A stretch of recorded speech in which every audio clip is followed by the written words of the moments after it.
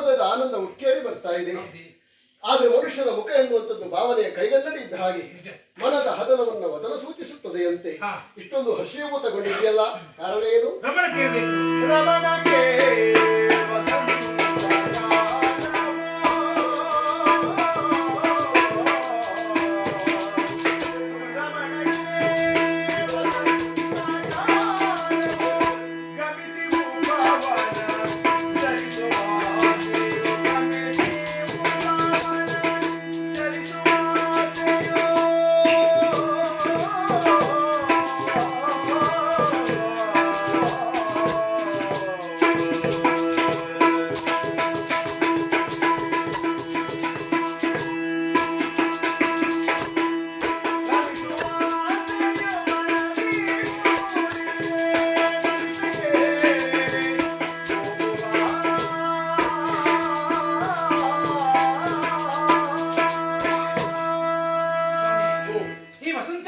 ಸತಿಪತಿಗಳು ಬಂದಾಗಿ ಜಲಕ್ರೀಡೆ ವನವಿಹಾರಕ್ಕೆ ಹೋಗುವುದು ಸ್ವಾಭಾವಿಕ.